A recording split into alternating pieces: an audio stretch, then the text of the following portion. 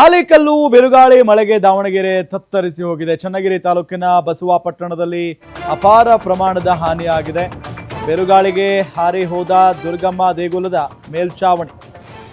ಚನ್ನಗಿರಿ ತಾಲೂಕಿನ ಬಸವಾಪಟ್ಟಣದಲ್ಲಿ ಅಪಾರ ಪ್ರಮಾಣದ ಹಾನಿಯಾಗಿದೆ ಅನ್ನೋದು ಗೊತ್ತಾಗ್ತಾ ಇದೆ. ಬಿರುಗಾಳಿಗೆ ದುರ್ಗಮ್ಮ ದೇಗುಲದ ಮೇಲ್ಛಾವಣಿನೇ ಹಾರಿ ಹೋಗಿದೆಯಂತೆ. ರೈತ ರುದ್ರೇಶ್ಗೆ ಸೇರಿದ 1500ಕ್ಕೂ ಹೆಚ್ಚು ಅಡಿಕೆ ಮರಗಳು ನಾಶ ಆಗಿದ್ದಾವೆ.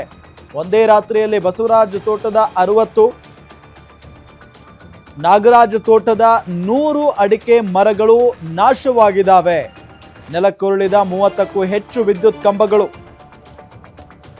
ಮರ ಬಿದ್ದು ಮನೆಗಳು ಜಖಮ್ಮಾಗಿದ್ದಾವೆ. ಬೀದಿಗೆ ಬಿದ್ದಿದೆ ಈಗ ಕುಟುಂಬ. ಬಹಳ ನೋವಿನ ಸಂಗತಿ ಇದು. ನೋಡಿ, ಮರಗಳೆಲ್ಲ ನಾಶ ಆಗೋಗ್ಬಿಟ್ಟಿದ್ದಾವೆ. ಪಾಪ ಅಡಿಕೆ ಮರಗಳು ಎಷ್ಟು ಒಳ್ಳೆ ಮಕ್ಕಳ ಥರ ಸಾಕಿರ್ತಾರೆ ಅಡಿಕೆ ಮರಗಳನ್ನು ರೈತರು.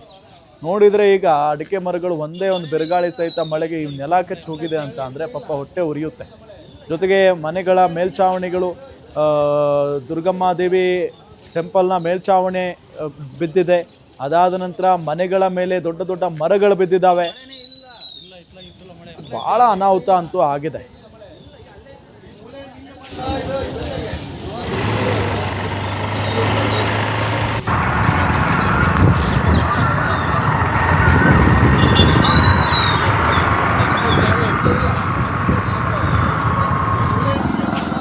ಫೋನ್ ಹೊಡಿತಾರೆ. ಇಲ್ಲ ಅಷ್ಟು ಸಲ ಇಲ್ಲಿ 4-5 ಅದ ನೋಡಿ. ಇಲ್ಲ ಗಣೇ ಇಲ್ಲ ಅಲ್ಲೊಂದು ಒಳಗೆ 2 ಅದಾವೆ.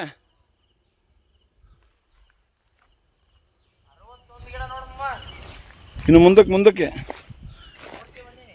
ಇದಿಲ್ಲ ನೋಡದಾಗ ಅಲ್ಲಿ ಬಿದ್ದಾವ. ಅಲ್ಲಿ 2 ಬಿದ್ದಾವೆ ಕಾಣ್ತಾವು.